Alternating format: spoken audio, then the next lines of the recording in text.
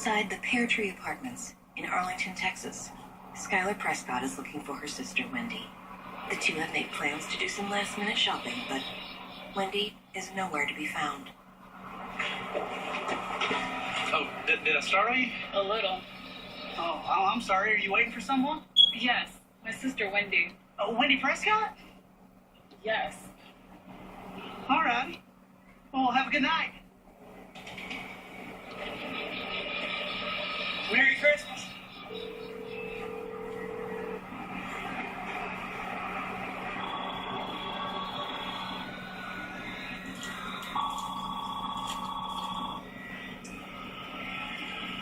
Hello? Hi, Aunt Brenda. Still no word from Wendy. Her car is here. But she's still not answering her phone. Something just came over me. And I said, let's just go over there, Norma. So when we got in the car, and the feeling that I had got stronger and stronger. And I just couldn't, I can't tell you today what it was, but I just felt this. And as we got close and closer, it got stronger and stronger.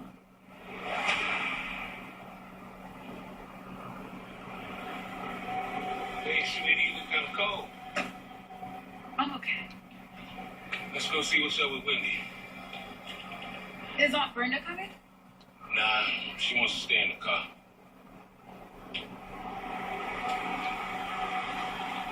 So I'm not getting out. I'm gonna stay. Y'all go ahead.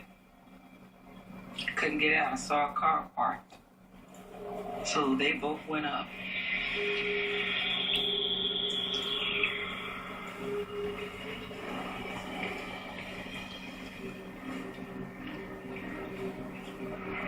Wendy? Wendy? Wendy? Wendy!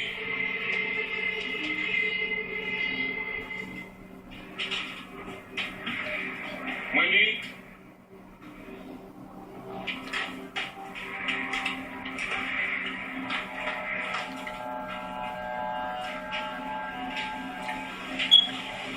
Wendy?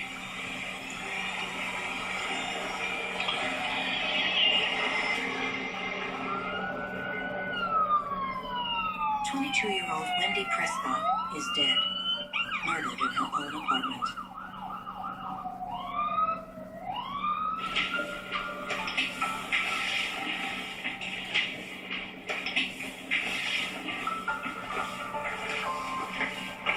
Are you the one who called, sir? Yeah.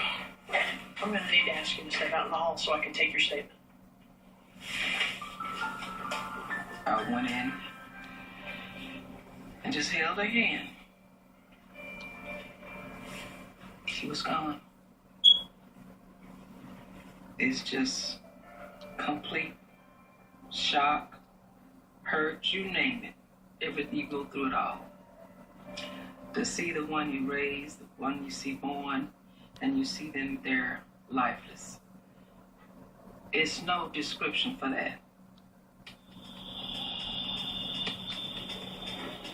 My phone rings about midnight, and at a crime scene investigator's house. When the phone rings at midnight or 2 in the morning, it's not typically good news.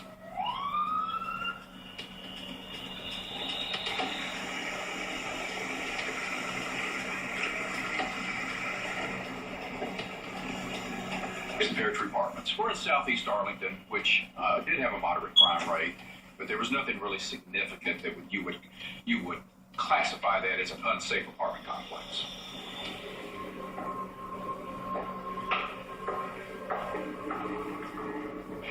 So what we got? This woman dead in the bathroom. The sight that confronts Detective Lenore is tragic. A young woman's first place of her own has now become the scene of a brutal crime. It was a small, one-bedroom apartment.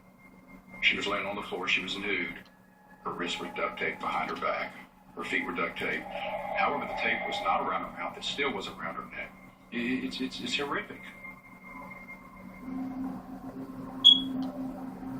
Everyone loved Wendy. I mean, she was always the center of attention. Wherever Wendy was, there were always people. Always had a big smile on her face, just beaming. A happy, happy person. You knew Wendy was around because she would light up a room. She was always upbeat. What very few people knew was that Wendy's childhood began in tragedy.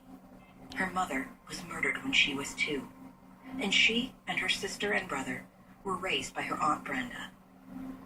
We did what we had to do to be the best parent that we could be for them.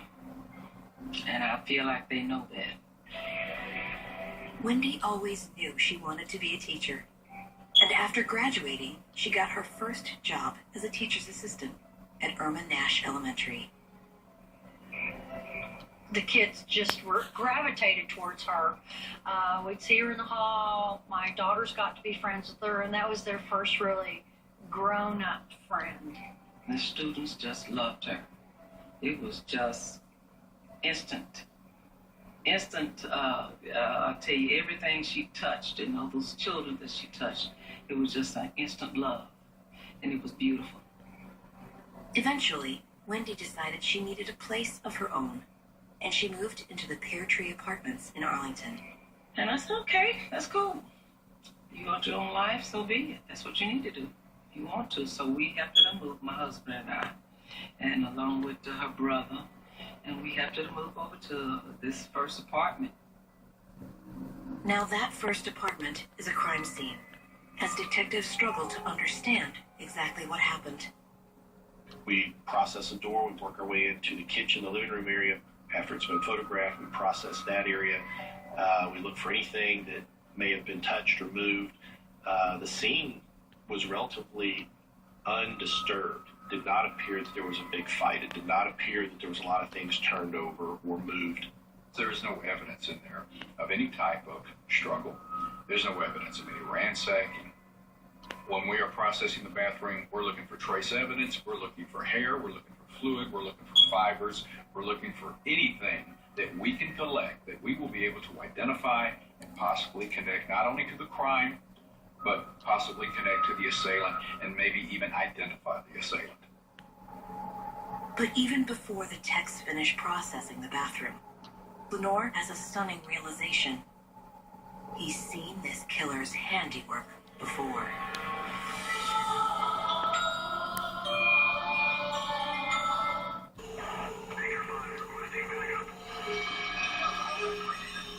It's Christmas Eve, 1996, in Arlington, Texas. And homicide investigators have just been called to the scene of a horrific murder in the Pear Tree Apartments. Organized homicide cop, I understand a lot of things. I understand the savagery. I understand the psychology. I get that. But it's just the audacity of who do you think you are to come in here and do this to another human being? You know, it's a vicious person that would do something like that, take another person's life. My goodness.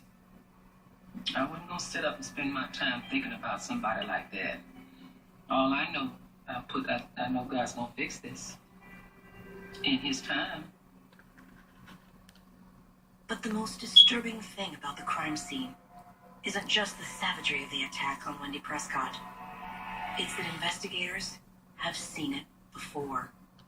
I've been doing crime scene work for 29 years, and it was the most bizarre feeling I have ever had walking into a scene knowing that I had worked that scene before. When I walked into the crime scene at that apartment complex and I saw that young woman in the bathroom, it immediately flashed. This is identical to Christine Vu. 26-year-old Christine Vu was found murdered in her apartment 3 months earlier under almost identical circumstances. Christine Vu had moved with her family to Arlington from Vietnam when she was a young girl. As she grew up, she wanted to be like the teachers who had taught her how to speak English and become an American.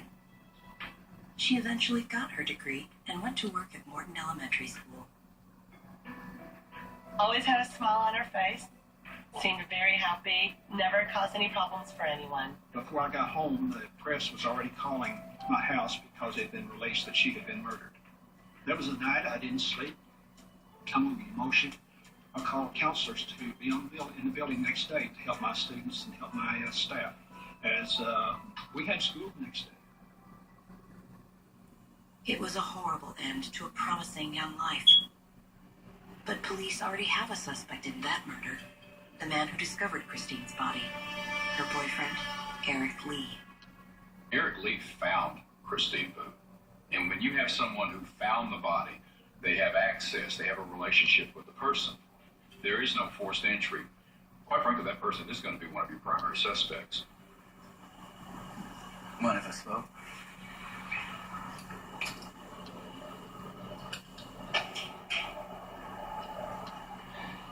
Why don't you just take me through what happened? When I came in, I found her in the tub. And I picked her up out of the tub. She wasn't breathing. What time did you get to the apartment? Well, like 5, I guess. I mean, it was right after I got out of work. He couldn't get in the apartment. Knocked on the apartment, didn't get a response. So, after you sat in your truck for a while, you went back to the apartment? Yeah, that's when it was unlocked. Okay, let me get this straight. The first time you go to the apartment, the door's locked. A half an hour later, you come back, it's unlocked, and your girlfriend is dead in the bathtub. The story is bizarre. He can't get in. He comes back. Now he can miraculously come into the apartment. On the surface, it is a bizarre story. On the surface, quite frankly, it's not a very believable story.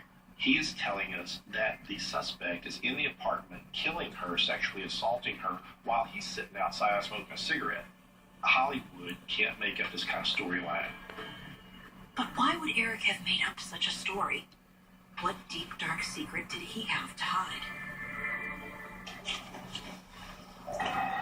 Further complicating the investigation was the fact that Eric's fingerprints were all over Christine's apartment. But all that proved is that he'd been in the apartment, which no one disputed. None of it made sense to police. So 2 months into the investigation, they had tried another tactic. Eric Lee agreed to take a polygraph, which gave us a brief bit of belief that, okay, if he's this cooperative. Is your name Eric Lee? Yes. Do you live at 235 East 45th Street in Arlington? Yes. Were you involved in any way in the death of your girlfriend, Christine Boo? No. But then he failed the polygraph. After failing the polygraph, Eric Lee had agreed to provide police with a blood sample to test against DNA recovered at the scene. In 1996, that was usually anywhere from 6 to 8 weeks. We focused on him and for several weeks made his life very uncomfortable, trying to show that the physical evidence was going to back us up in what we just knew was the correct assumption. And so, by December of 1996, police still didn't have conclusive physical evidence to charge him with the murder of Christine Boo. Christmas Eve, we received another death investigation call at the same apartment complex. So now we've got 2 homicides less than 50 yards apart. Now we're looking at something more than an isolated event. We're looking more than a personal crime against one individual. Now we're looking at a possible serial killer. As police investigate the murder of Wendy Prescott, they have to wonder if they have let a serial killer slip through their grasp. The very first thought that ran in my mind when I saw this crime scene, first and foremost, it was the same killer.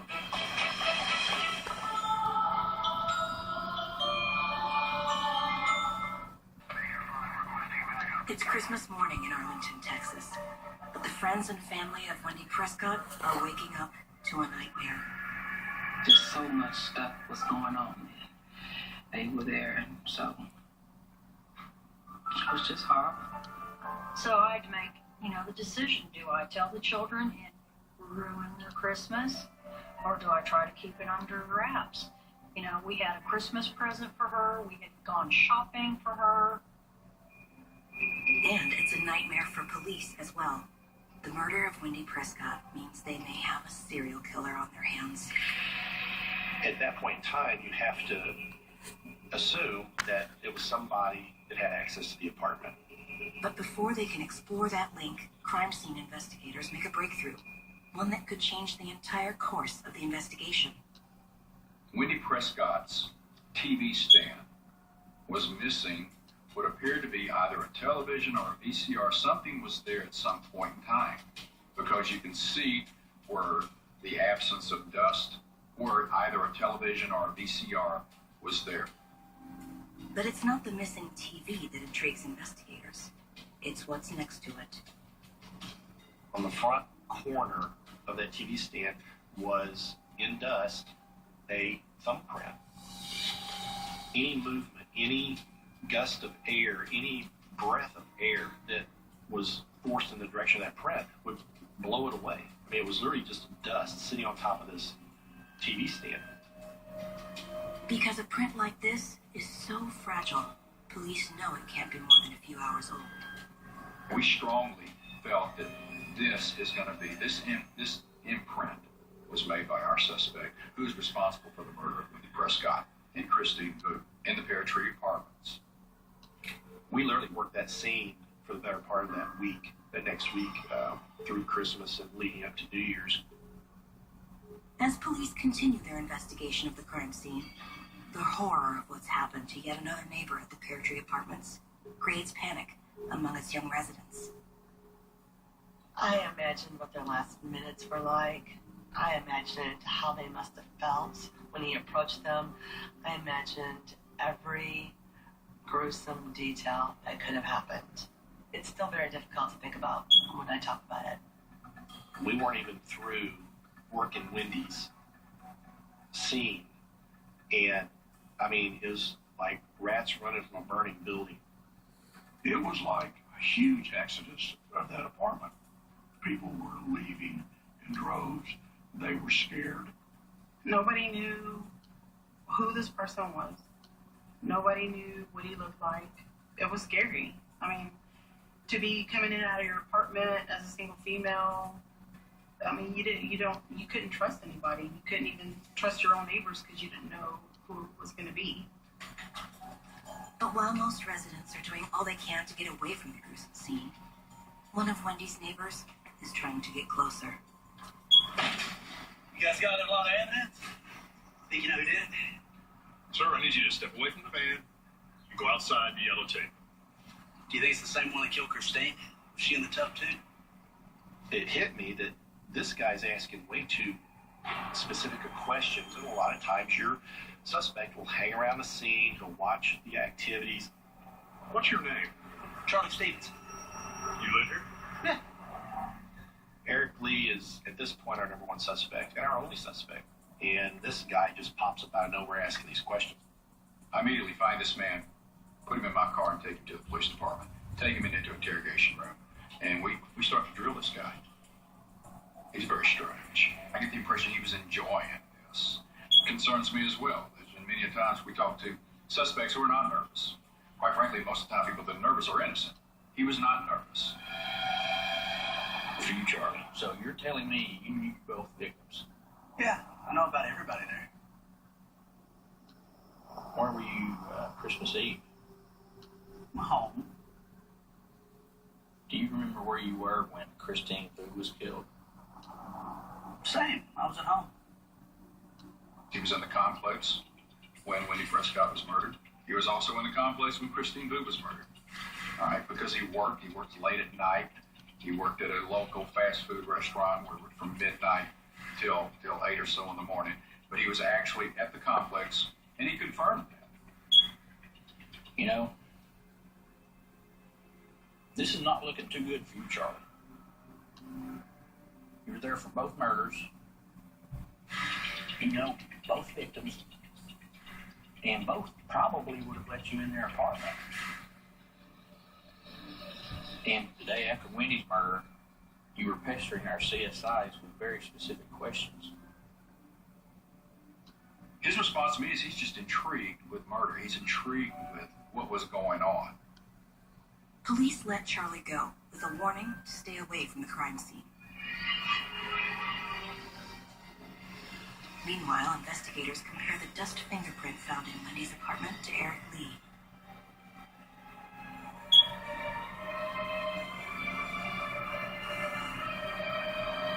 It doesn't match. But that doesn't let him off the hook. Only DNA can do that. And for now, all anyone can do is wait. For the following 6 weeks, we're waiting on the forensics to come back on Eric Lee. While they wait for the DNA test to come back on Eric Lee, police are also running down several other leads, interviewing staff and residents of the pear tree and anyone else who knew the victims. And in the course of their investigation, they learn something from Wendy's sister, Skylar, that increases their suspicions. Not only was Charlie at the complex the night of her murder, which he freely admits, he was also just outside her apartment at around the time of the attack. Investigators decide to take a harder look at the peculiar Charlie Stevens.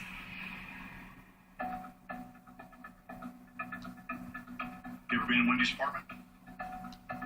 No.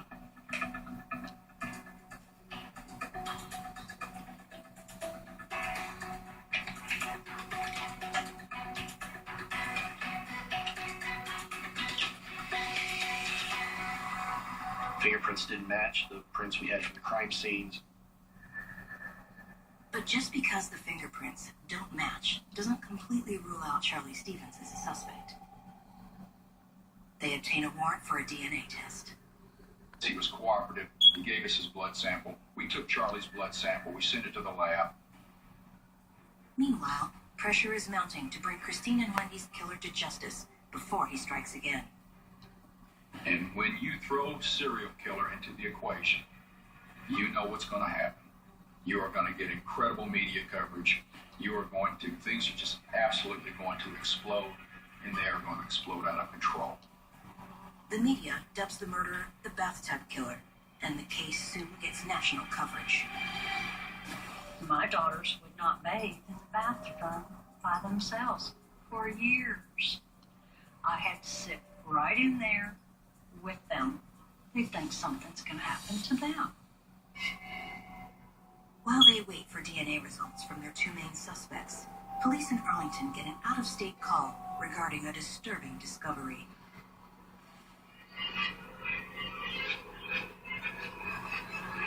Somebody's gonna need to come in here and take a look at this.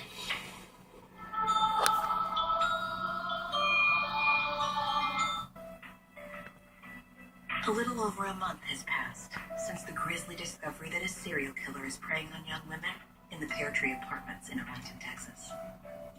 In those weeks, there have been no further attacks, but no lack of fear or sadness. We went to Wendy's funeral. There were so many people. I've never seen so many people. I've been to a lot of funerals in my life. Never seen hundreds and hundreds of people. The one thing that I later on felt I will see her again. It's my consolation. It's not over until our Heavenly Father says it's over. An isolated event angers you. When it happens again, it infuriates you. And you become more and more determined to capture it.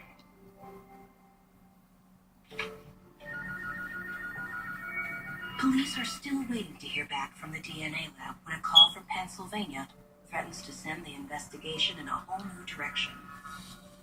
We get a call from a police department in Pennsylvania who is aware of our murder. They wanted to inform us about a man named David Franklin. David Franklin was a college professor who was arrested and charged for several sexual assaults out of Pennsylvania. We were informed that when they conducted a search of his home, they found several news articles concerning the bathtub killer in Arlington.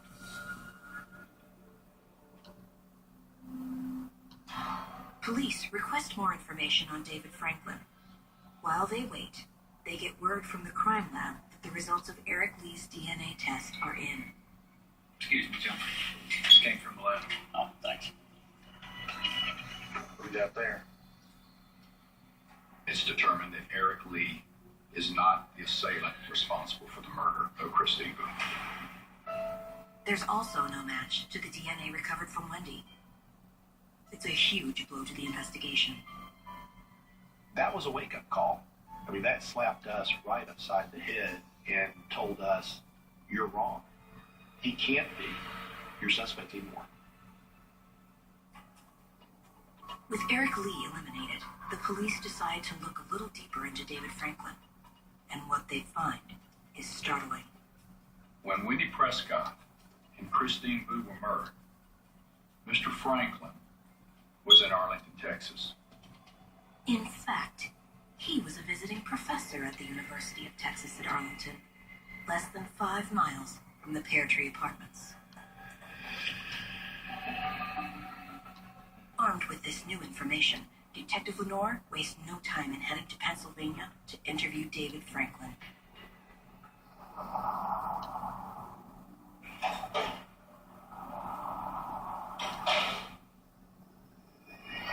Mr. Franklin, I'm Detective Lenore, Arlington PD. I understand you have an interest in one of my cases. I'm interested in a lot of things. Well, this is 2 sexual assaults and murders that happened to take place while you were a visiting professor at UT.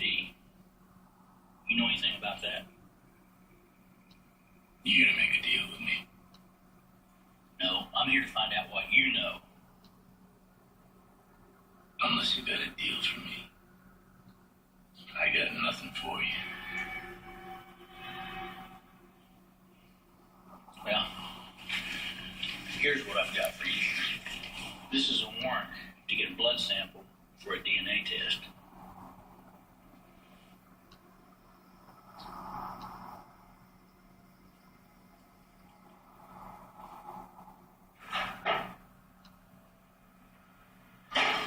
They got a blood sample, brought the blood sample back to Texas, sent the sample to the lab. Meanwhile, police are still waiting for the DNA results on Charlie Stevens to come back from the lab. Homicide. Yep.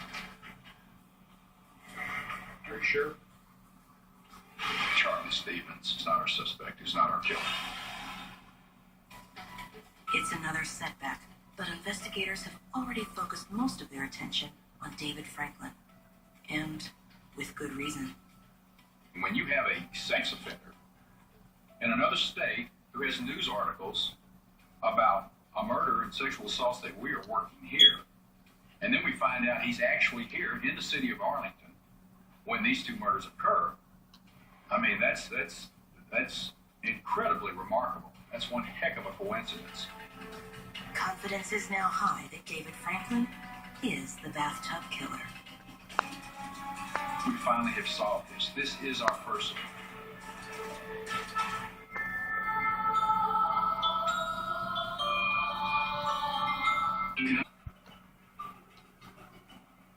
For months, residents of Arlington, Texas have been terrified by the bathtub killer. Now, though, police have identified several promising suspects, but none as promising as the man they now have in their sights, David Franklin. Franklin is a convicted sex offender who was in the area as a visiting professor at the time of the murders of Christine Booth and Wendy Prescott. Detectives are now awaiting DNA evidence that will prove David Franklin is the killer. And that spring, results come back from the lab. The news is not what anyone expects. You got the wrong guy. It's not him. He may be a sex offender, He may have some type of fascination about the bathtub killers, more than likely because he was here when they happened, and since he is a sex offender, I'm sure it gained a lot of interest. What it all boils down to, this wasn't our suspect.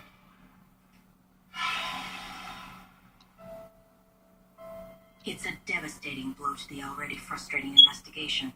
Unfortunately, it only gets worse. Because after eliminating David Franklin, the case goes cold. For 2.5 years, investigators continue to hunt for the bathtub killer under intense media scrutiny, but they are no closer to solving the case. We followed the case. We were very interested in this monster being found. Yes. You know, it was just too awful for words. You know, it was like something out of a movie. The good news for the people of Arlington is that in that time there are no more attacks. But that's about to change. In February of 1999, a young student is brutally assaulted and left for dead. Shima Benson was a University of Texas at Arlington co-ed that was living in a sorority house. She was beaten horribly during the sexual assault, but she survived. No connection had been made between that crime and the bathtub killer.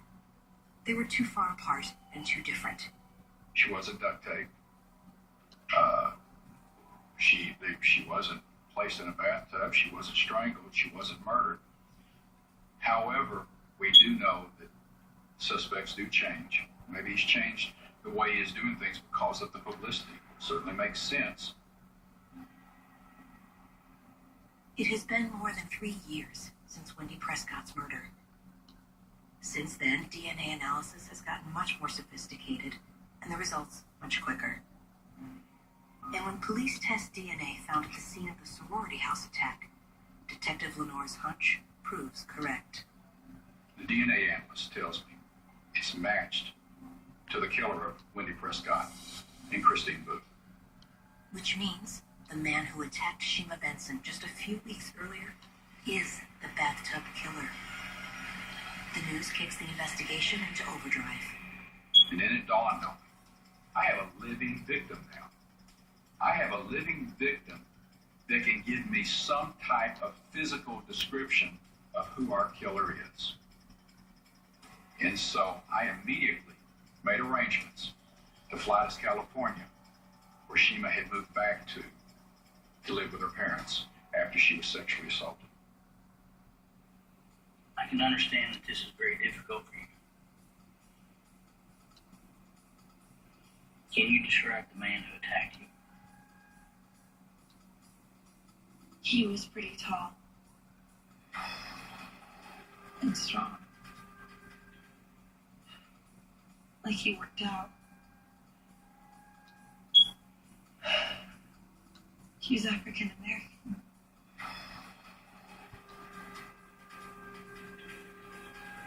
For the first time, I had a physical description. For the first time, we had a race of our suspect. We never knew who the race of our suspect was. The Arlington Police Department distributes that description, as well as a photo of the dust print from Wendy Prescott's apartment to police all over Texas and Oklahoma. About a week later, I'm at my office. The supervisor of the crime scene unit, and he was in shock. He goes, "We got a match." Suddenly, after nearly 3 years of investigating, police are finally closing in on the bathtub killer. The FBI notified him that the dust print matched an individual, and that individual was Dale Chionette. And that changed everything, because now the detectives had a name. What's even more shocking is that Dale Chionette is a name Detective Lenore has heard before. Dale Chionette was an emergency contact for a woman who lived in the Pear Tree Apartments when Christine Boo and Wendy Prescott were killed. Now we knew we had our assailant. We knew it was him. After nearly 4 years of investigation, it's time to bring down the bathtub killer. You got a runner?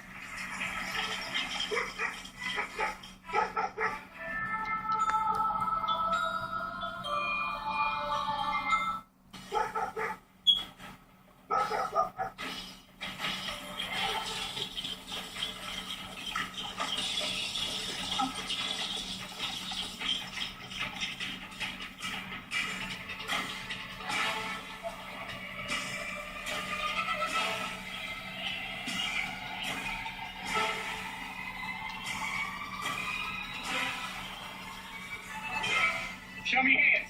Hands. Go. Hands on your head.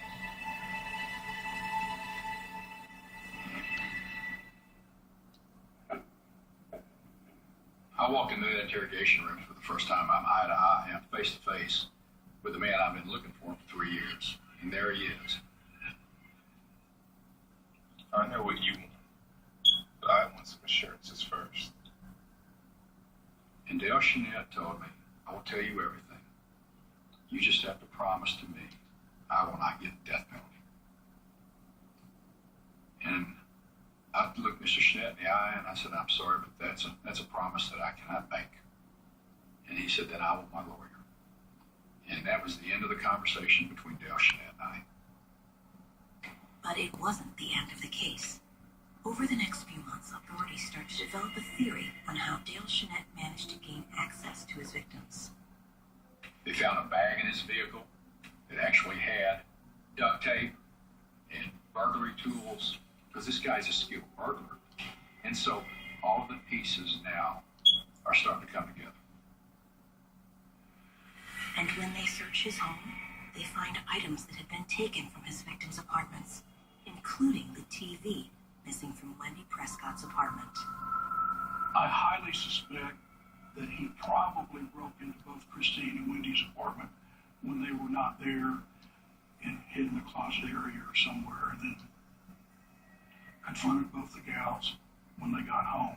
You know that it was even more terrifying for them to have somebody either come out of a closet or around from behind the door when they come in their safe place, their home. And so I know it had to have been terrifying few moments. Because they have both fingerprint and DNA evidence in the Wendy Prescott case, as well as the items taken from her apartment, prosecutors elect to try Chanette for that crime first, which puts the defense in a bind. I'm not sure the defense attorneys had much of a strategy. My partner and I believe that they would not be able to put Dale Chanette on the stand to testify because that would have opened up the murder of Christine Vu and all the other sexual assaults. So they kind of had to just sort of sit there and take it for a couple days. As to Chanette's motive, the prosecution now believes it was all about control. Dale Chanette was a control freak. Dale was in charge when he killed Christine. He was in charge when he killed Wendy. In January of 2003, 6 years after his string of attacks ended, Dale Chanette is convicted of sexual battery and first-degree murder and sentenced to death. The jury did in my estimation, they came to the only conclusion that they were able to come to.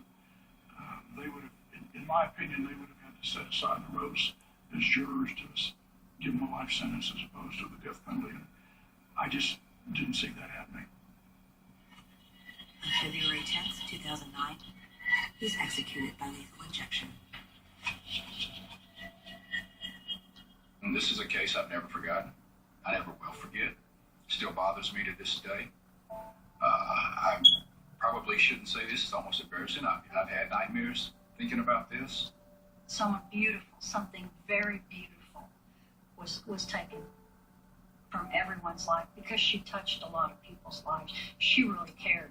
There are a lot of people in this world that don't care. She did. I have a granddaughter that they named Wendy. And I saved an old gown that Wendy used to wear when she was little. And I had it, took it to my cousin, let her fix it all up, and I gave that gown to our little grandbaby Wendy. Why this gown? To this day, I still love her. She's a part of me. Yes, indeed.